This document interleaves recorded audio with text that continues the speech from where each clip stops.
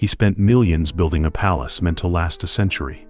And within a single generation, his family was gone, the fortune scattered, and the mansion reduced to a silent monument that no one dared to live in. Some stories collapse slowly. This one fell apart, all at once. Greystone Estate. A mansion so vast, so impossibly expensive, that even Hollywood, famous for excess, once whispered about its scale. It wasn't built for royalty, though it looked like it should have been. It wasn't built for a tycoon chasing prestige, though it radiated power. It was built for a son, a promise, a legacy carved into stone on the hills of Beverly Crest. And yet, within 12 years of its completion, someone would be dead.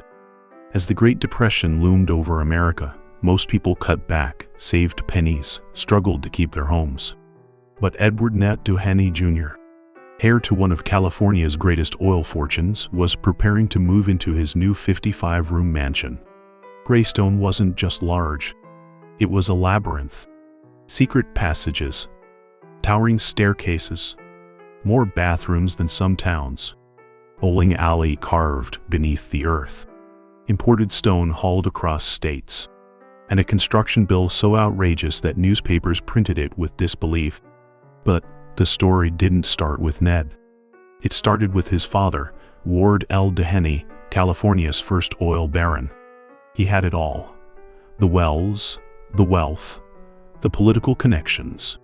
But he also carried a shadow, a federal scandal known as the Teapot Dome Affair, one of the most explosive political controversies in early 20th century America. At its center was a bribe, a locked satchel containing exactly $100,000 in cash, carried into a hotel in the dead of night by Ned's closest friend and trusted aide, Hugh Plunkett. That detail, one satchel, one friend, would haunt the family for the rest of their lives. By the time Greystone neared completion, the scandal was still smoldering. Doheny Sr. had been acquitted, but the stain on the family name refused to wash away. Ned, though never charged, lived beneath that cloud. And Plunkett, dragged unwillingly into the national spotlight, spiraled into paranoia and fear. Still, the Doheny family pressed forward.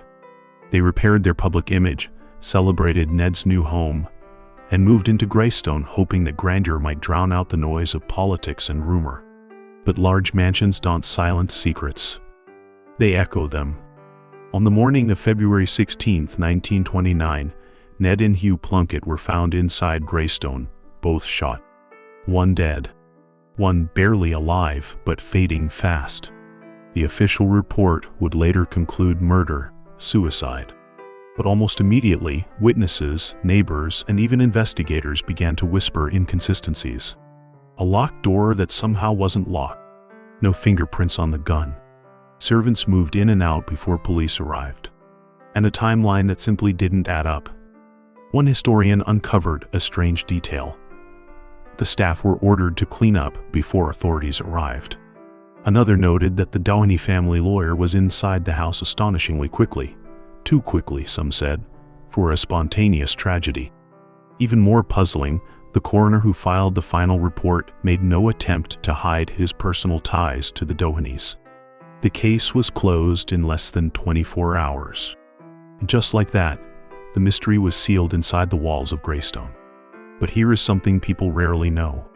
Ned's mother, who lived only a few steps away, was never interviewed. Not once. And yet, despite all this chaos, the mansion itself remained pristine. The fortune behind it, however, began to fracture.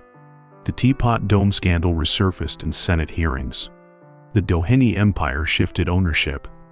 And as the Great Depression roped America into years of hardship, the value of Greystone, as a home, as a symbol, became painfully clear. It was less a sanctuary and more a burden. Still, Ned's widow Lucy refused to leave. For years, she roamed the echoing halls, the creaking staircases, the marble floors waxed to a shine. But every corner carried the memory of the two men whose deaths had never been fully explained. Every room held a silence too loud to ignore. Visitors who stayed overnight later told strange stories of footsteps, doors shifting on their hinges, and cold drafts brushing across rooms that shoved Ben tight. Then one night, Lucy made a decision that stunned even her closest friends. A single act that would change the fate of Greystone forever, but for reasons no one could have imagined. What she did next remains one of the most overlooked chapters in California's mansion history. The night Lucy Doheny packed her bags, the mansion was so quiet it felt as if the walls themselves were listening. For years she had tried to live with the memory of what happened inside Greystone. She tried to host dinners, charity gatherings, social events to fill the emptiness. But grief behaves like an echo. No matter how loud the world becomes, it always finds a way to come back. And so, without ceremony, she left. Most people assume she fled because of tragedy. But there was another reason, hidden beneath decades of rumor. Greystone was devouring her fortune. The estate cost an astonishing $3,000 per day to maintain, equal to more than $50,000 a day in today's money. The staff, the repairs, the utilities, the endless upkeep of a mansion too large for any one family to tame. California's most extravagant home was becoming its most expensive ghost. Lucy remarried and moved to Pasadena, taking only what she needed. But her departure created a vacuum around Greystone, a place too large, too infamous, too burdened with unanswered questions. No one wanted to buy it. No private family wanted to move into it. Even investors hesitated. Because behind its architectural beauty and Hollywood glamour, people whispered that something had been left unresolved inside those walls. And they weren't wrong. After Lucy left, the mansion sat empty. Not abandoned, but unused, a property waiting for a purpose. Local children would ride their bicycles past the estate gates and claim they heard voices floating from the windows. A gardener later told a reporter that he once saw lights flicker on in the master wing, even though the entire electrical grid had been shut off for maintenance. But the strangest rumor came from a former security guard. He said that on multiple nights, he heard what sounded like two men arguing in the upstairs guest room, the same room where Ned and Hugh had been found. He refused to work another shift. As Greystone slept, the Doheny name was collapsing under a weight far heavier than stone. Edward L. Doheny, the patriarch, the oil king, the builder of the family empire, never recovered from the scandal that had swallowed his reputation. And here's a fact people often forget. He outlived his own son by only 5 months. He died in 1935, but historians still argue whether grief or disgrace played the larger role. The empire was shrinking. The heirs were scattering. And the mansion, intended to be the centerpiece of the Doheny dynasty, was now a relic without a family. Then, in an unexpected twist, the government stepped in. Los Angeles needed land. Roads were expanding, hillsides shifting, developers pushing upward toward Beverly Crest. Greystone sat right in the middle of it all, a massive stone obstacle in the path of progress. The city struck a deal. They purchased the property, not for its beauty, but for what lay beneath it. A staggering network of water rights. Hidden beneath Greystone's manicured lawns were reservoirs, pumping stations, and crucial access points that controlled a significant portion of the region's water supply. The mansion, it turned out, was built on top of something far more valuable than stone. And that surprising fact triggered a question no one wanted to ask. If the land was worth more than the mansion, would the city tear Greystone down? Developers certainly hoped so. The estate represented prime real estate, surrounded by growing wealth, new technology, and Hollywood's expanding reach. A dozen corporations quietly petitioned to demolish Greystone and divide the land into luxury parcels. But just as plans were forming, a new force entered the story. Hollywood. Producers had discovered Greystone. Its Gothic staircases, endless hallways, and brooding atmosphere were unlike anything else in Los Angeles. Films needed sets that felt real, elegant, imposing, dramatic. Greystone was a ready-made kingdom of shadows. And suddenly, the mansion was alive again. Crew trucks rolled through the gates. Directors whispered instructions. Actors wandered through the same rooms where tragedy had unfolded decades before. The estate became a backdrop for murder mysteries, detective dramas, and psychological thrillers. But something strange happened during one of those early film shoots. An incident never publicly explained, but quietly documented in studio notes. Camera operator reportedly collapsed after witnessing a figure standing behind him in an empty hallway. When the footage was reviewed, the film showed nothing. But the operator refused to return, and the studio paid him a settlement to keep quiet. Rumors spread. Whispers grew louder. And Greystone's reputation shifted from a forgotten mansion to a haunted Hollywood treasure. Yet while cameras rolled and careers blossomed, something was happening behind the scenes, something far more consequential than a few ghost stories. A political battle, a legal threat, and a powerful family determined to keep one final secret buried. The next twist in Greystone's history wouldn't come from Hollywood or the city. It would come from a revelation involving the very room where Ned and Hugh died. A revelation that nearly changed the official story forever. For decades, the official story of what happened inside Greystone on February 16, 1929, never changed. Hugh Plunkett, overwhelmed by stress and paranoia, had shot his best friend Ned Doheny, and then turned the gun on himself. Case closed. Tragedy explained. Move on. But in the 1950s, long after Lucy had left, and Hollywood had claimed the estate, a single document surfaced. Quietly, discreetly, almost accidentally. A police memo. Unpublished. Unedited. And it contained one line that threatened to unravel everything the public thought they knew about the Greystone mystery. It read, "Subject found with entry wound inconsistent with suicide." The memo referred to Hugh. The moment historians saw it, everything shifted. If Hugh hadn't killed himself, then who had? And more importantly, why had the official report insisted he did? For years, researchers pressed the LAPD for original files. Most were missing. Others were misfiled. A few were outright denied.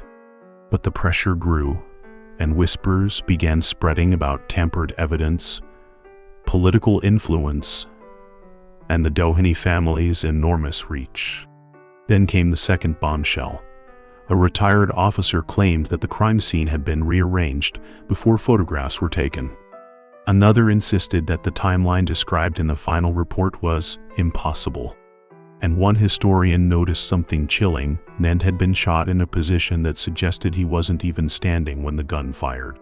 Every new detail made the original conclusion feel more like a performance than an investigation. But the most surprising fact was yet to come. One of the first people allowed into the mansion after the shootings wasn't police, but a Doheny family attorney. He stayed behind closed doors for nearly an hour. Alone. No supervision. And when the coroner eventually arrived, he was handed a version of events already shaped, polished, and ready to be recorded. Yet even this didn't explain the most perplexing detail. Hugh Plunkett had arrived at the mansion that night in a state of panic, demanding to see Ned immediately. The staff described him as trembling, agitated, terrified. Some said he feared an arrest. Others believed he felt betrayed. One maid insisted she heard him say, "They're not going to pin this on me." What did he mean? What was he afraid of? And why did he lock himself and Ned in the room? Hollywood crews who filmed at Greystone in the 1960s knew none of this. They were too busy navigating the mansion's endless corridors, trying to avoid dead ends, and discovering doors that led nowhere. One cinematographer joked that Greystone was a castle that forgot it wasn't in Europe. But during a shoot in 1968, something happened that forced the past into the present.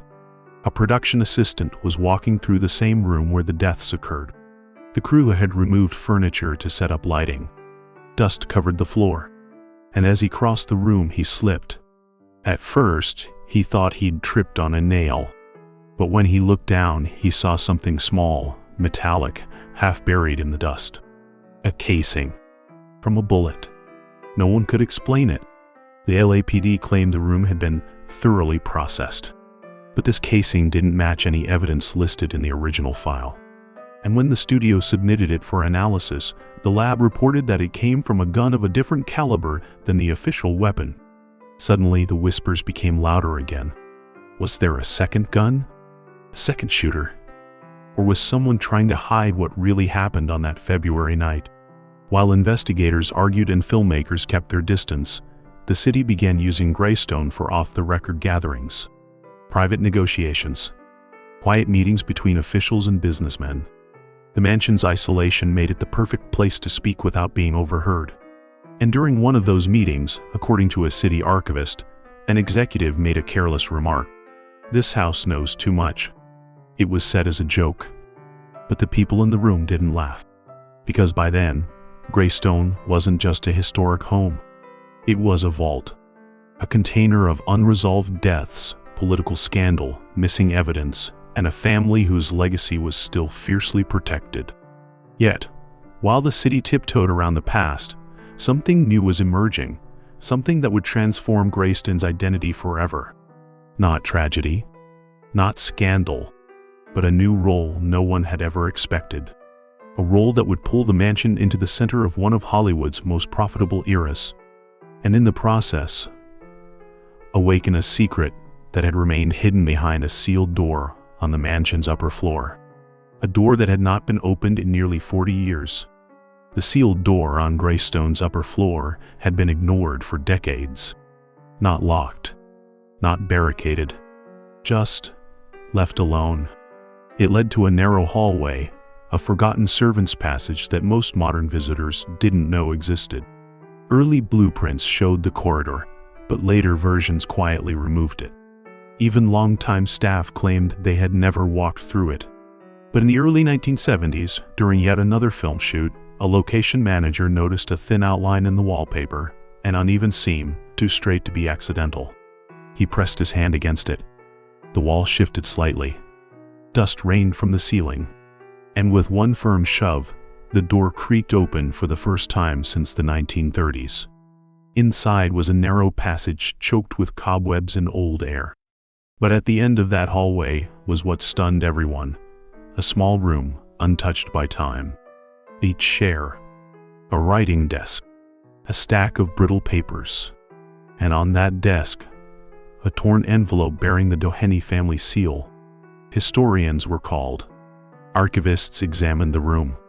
And though most of the papers had disintegrated, 2 fragments survived. Fragments that hinted at conversations between Ned and Hugh in the final weeks before their deaths. One line stood out above all. "They will not let this come to light." No subject. No explanation. No signature. Just that one ominous sentence. It was the mid-segment cliffhanger the mansion had been hiding for 40 years.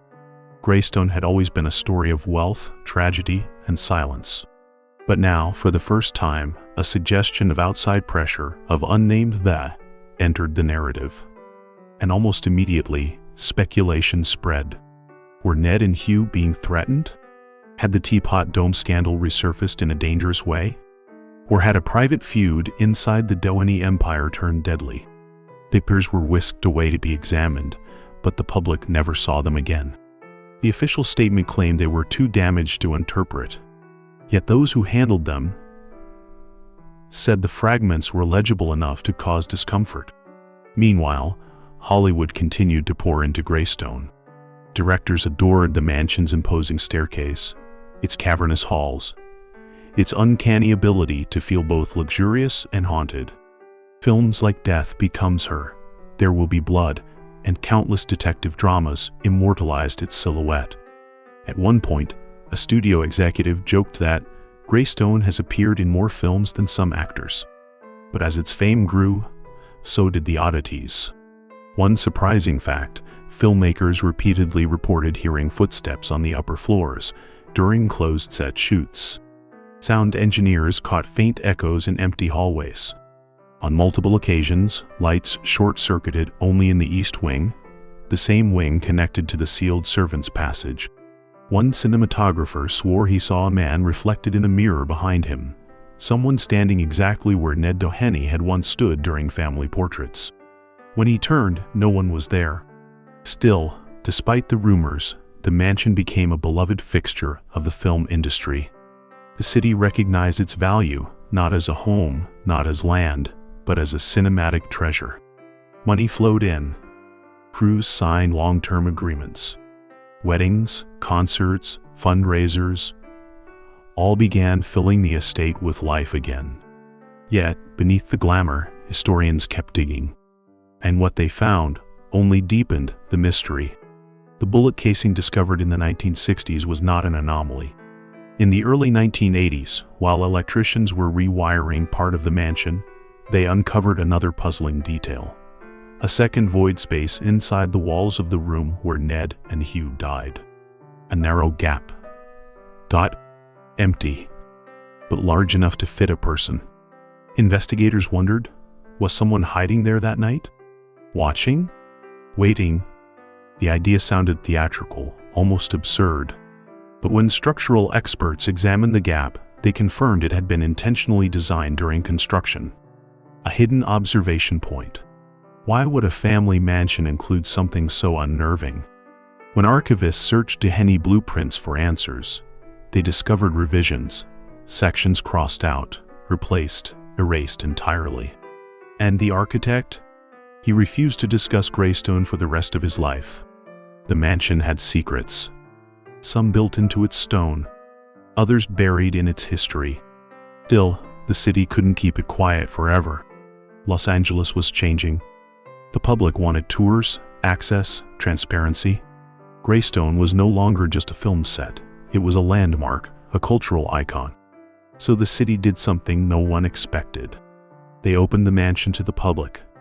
The first wave of visitors entered cautiously, walking through the grand corridors, tracing the edges of history, feeling the weight of every rumor.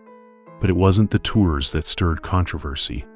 It was what a retired groundskeeper said on opening day. He claimed that before Lucy left Greystone, she had locked away a box. A small cedar box, containing the truth of what happened. And according to him, that box had never been found. His story was dismissed. A myth. An old man's imagination. Until decades later, a construction crew renovating the basement stumbled upon something buried behind a concrete panel. A panel that had no reason to exist. The concrete panel was thin, too thin to be structural, and when the construction crew struck it with a hammer, it cracked in a perfect vertical line, as if it had been placed there intentionally. Behind it was a narrow recess, barely wide enough for a person to reach inside. Dust spilled out, thick and undisturbed. And then one of the workers felt something wooden beneath his fingertips. A box. Small. Cedar. Old. When they pulled it into the light, the entire crew fell silent. The wood was dry, splintered, and faintly carved with a pattern almost identical to the Doheny family crest. It was locked with an ornate latch that had rusted shut. The foreman immediately informed the city. Within hours, archivists and historians surrounded the box, treating it like a time capsule that might break open the past. Rumors exploded instantly. Was this Lucy's missing box, the one the groundskeeper had claimed she hid before abandoning Greystone? No one knew. But as experts carefully removed the latch, the room filled with a tension so sharp it felt cinematic. Inside were 3 items. A letter, folded twice. A set of keys, tarnished and delicate. And a small black notebook with its first pages missing. The letter was the only piece still readable. The handwriting was elegant, slanted, unmistakably from the early 20th century. And its opening line froze everyone in place. They are watching us more closely than before. It wasn't signed. It wasn't addressed. But the context, the tone, the urgency, it matched the fragments found in the sealed servants' room. This was the same voice. The same fear. The same secret. Historian Melissa Hargrove later said, "It was the closest we had ever come to hearing Ned or Hugh speak directly from the days leading up to their deaths." But the letter revealed something even more disturbing. It referenced a meeting scheduled at the upper landing, a phrase that immediately caught the attention of architectural experts. The upper landing wasn't a public area. It was a small mezzanine overlooking the second-floor gallery, accessible only through a concealed doorway. Few people even knew it existed. Why meet there? What were they afraid of? And who were they? While the letter deepened the mystery, the notebook raised completely new questions. Most pages had been torn out, leaving only faint impressions on the paper where someone had written forcefully, pressing the pencil hard. Forensic analysts used angled light to reveal fragments of text. Names, dates, short phrases like pressure increasing, not safe, and must decide soon. But the most startling find came from the set of keys. 2 were ordinary. 1 was not. 1 key matched no known door, drawer, or lock anywhere in Greystone. Architects scoured blueprints. Crews searched every wing. Volunteers combed through storage rooms and forgotten corridors. But no lock on the estate accepted that strange ornate key. For the first time, the possibility arose that Greystone had a room, perhaps even an entire space, that had never been discovered. The idea thrilled the public and terrified historians. As the box's contents stirred new debate, the mansion continued its second life. Film productions swarmed in. Directors loved the renewed publicity.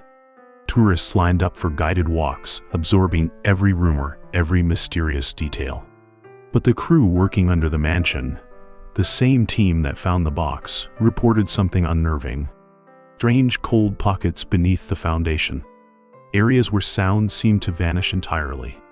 And once, while rewiring cables, a worker said he heard a faint tapping inside the walls, rhythmic and deliberate. No one could explain it. No animal. No pipes. Just tapping. Word spread fast. Soon, visitors began reporting odd experiences too. Chills on the upper landing, whispers in the grand hall. The feeling of being watched on the main staircase. Yet through all of this, one fact remained forgotten by many. Greystone had been built in a hurry. An enormous mansion finished in just under 3 years. Architects later admitted that last-minute modifications were added without proper documentation. Rooms shifted. Passages rerouted. Bases concealed. Not intentionally sinister, but fertile ground for secrets to be buried. Which brought historians back to the strange key. One researcher proposed a theory so bold it caused immediate backlash. That the key belonged to a locked compartment, possibly one used by Ned or Hugh, to store documents related to the Teapot Dome scandal. Documents that, if discovered, could have reignited the most explosive political investigation of the era. If such a compartment existed, and if its contents were dangerous enough to ruin careers or destroy reputations, then the question became unavoidable. Was the tragedy at Greystone a personal conflict? Or was it a silencing? As momentum built, the city authorized a new structural survey of the mansion, its most comprehensive in decades. Engineers scanned the walls, floors, and foundations with modern equipment. And what they found shocked everyone. Behind one section of the mansion, just beyond a decorative column on the east wing, was a void space larger than any hidden gap previously discovered. Rectangular, hollow, deliberately framed, and completely sealed. A room no one had entered since the house was built. A room that the mysterious key might finally unlock. The sealed room was never supposed to exist, at least not according to any blueprint the city had on record. Yet there it was, an empty, hollow shape detected behind a decorative column in the east wing, its edges forming a perfect rectangle, as if carved with deliberate intention. For decades, crews had walked past that wall without suspecting a thing. It was beautiful, ornate, and entirely deceptive. The question wasn't just how the room had been hidden. It was why. Engineers marked the wall for removal. Historians gathered. Archivists prepared to document everything. And when the plaster finally cracked away, revealing the dark recess behind it, the mansion seemed to hold its breath. The air that drifted out was cold, undisturbed for nearly a century. Inside, flashlights cut across dust that had settled like powder. The beams revealed wooden shelves, a narrow table, and a small metal cabinet tucked against the far wall. No furniture. No decorations. No windows. Chamber built for storage or secrecy. Then came the moment everyone had been waiting for. The ornate key from Lucy's cedar box was raised toward the cabinet's lock. It slid in smoothly, as if time itself had been waiting for that exact motion. A soft click echoed against the stone, and when the door swung open, what lay inside rewrote the story of Greystone in an instant. Older, yellowed edges, thick with papers. On its cover, one word was written in pencil: correspondence. The first pages were letters, dozens of them, exchanged between the Doheny family and federal officials during the height of the Teapot Dome fallout. They weren't copies or summaries. These were originals, hand-signed, some stamped confidential, others marked return to bearer only. And then came the shock. Multiple letters referenced Ned directly. One document stated plainly, should the investigation escalate, leverage must be applied to ensure cooperation. Leverage, a word that felt heavier than anything discovered so far. It suggested pressure, threats, political machine protecting itself at any cost. But the next letter was more chilling still. It warned of an unnamed party, simply referred to as, whose testimony could destabilize outcomes if not managed appropriately. Hugh Plunkett. The implication was unmistakable. He wasn't just a loyal aide dragged unwillingly into scandal. He was a potential liability, and a liability under pressure is unpredictable. As historians flipped through page after page, a picture began to sharpen, one in which Ned and Hugh might have found themselves trapped between legal exposure, political power, and a secret too large for the public to ever know. But then, tucked between correspondence, researchers found something entirely unexpected. A map, all. Hand-drawn. Simple, but unmistakable. It showed the upper landing. The same clandestine spot referenced in the letter, found in Lucy's cedar box. A location where Ned and Hugh had planned some kind of meeting. A place inaccessible to ordinary staff. A place chosen for privacy. But the map wasn't the most alarming detail. It was the note written beside it. Meeting delayed. New plan required. Too dangerous now. Dangerous to whom? And why change the meeting? The discoveries came so fast that the team almost overlooked another startling detail. The metal cabinet contained a second compartment hidden behind a false panel. Inside was a single envelope holding a photograph. A grainy image, taken on film that had deteriorated at the edges. Two men standing beside a car in the driveway of Greystone. Ned and Hugh. The timestamp on the back was the night before the shootings. Historians immediately noticed something odd. Ned wasn't wearing what police claimed he had on during the tragedy. And Hugh looked exhausted, his coat wrinkled, his posture slumped. But most alarming of all was the shadow of a third person partially visible at the edge of the frame. Someone standing just out of focus. Someone who wasn't mentioned in a single police report. Forensics tried to enhance the image, but deterioration made it impossible. Still, the presence of a third figure fueled suspicions that had lingered for nearly a century. That the room where Ned and Hugh died might have contained someone else. Someone the official narrative chose not to include. News of the hidden room and its contents spread with wildfire speed. Public tours surged. Documentaries lined up. Historians clashed over interpretations. But within the chaos, one truth became undeniable. The story of Greystone wasn't a simple tragedy. It was a collision of power, politics, fear, and silence. And yet, there was still one question no one could answer. Why had Lucy left the box hidden? Why didn't she destroy it? Why leave behind clues that pointed to truths she never revealed? Some argued she wanted the story uncovered eventually. Others believed she couldn't bring herself to erase the last traces of her husband's life. But one theory stood out, one whispered by an elderly docent who had guided tours for years. She was afraid, but she also believed the house would speak when the world was ready to listen. Now, nearly a century later, the final part of Greystone's story, the truth behind its last unsolved mystery, was about to surface from the most unexpected source. A diary no one knew existed, written by the one witness everyone forgot to question. The diary surfaced in a way no historian could have predicted. Not in an archive. Not in a sealed room. not tucked into a box behind a concrete wall.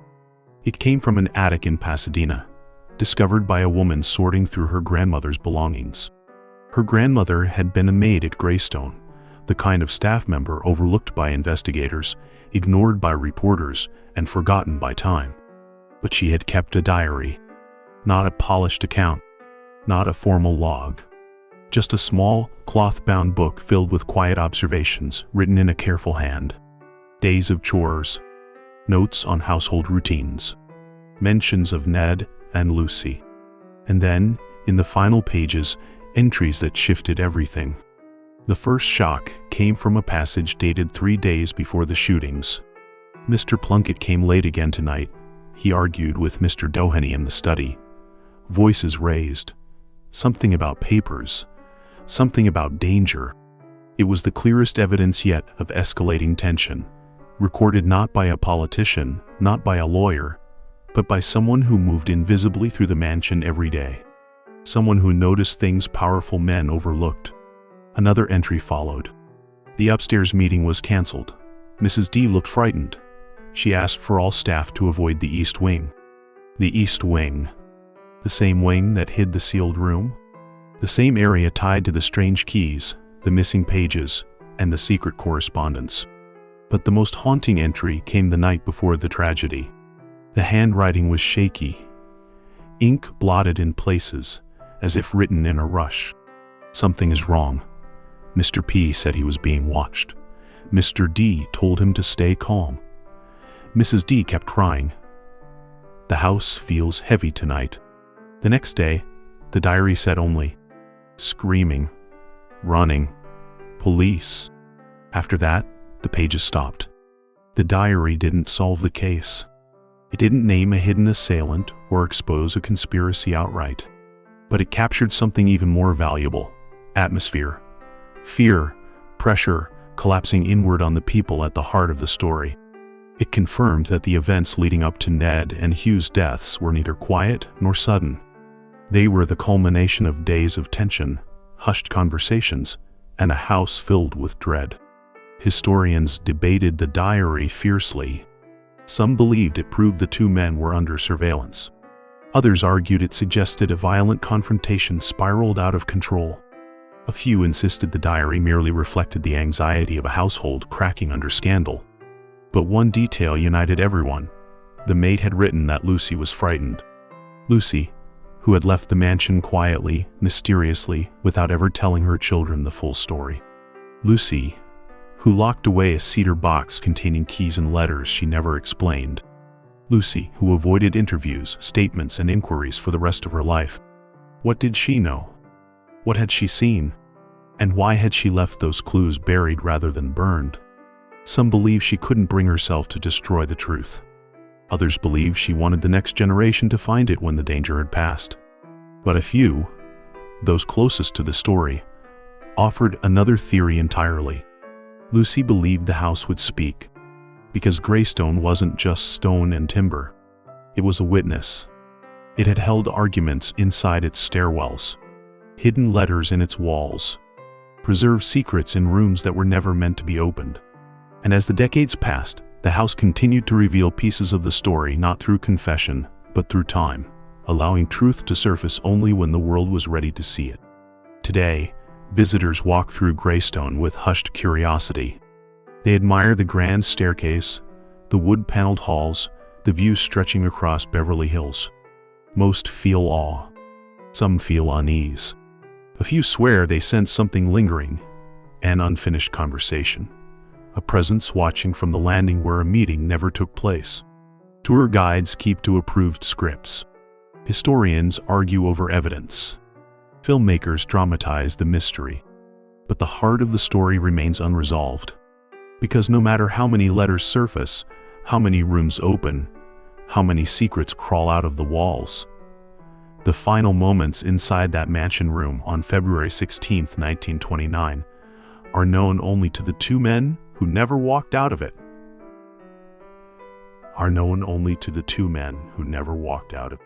Ned Doheny, Hugh Plunkett, and a shadow in a faded photograph whose identity may be lost forever.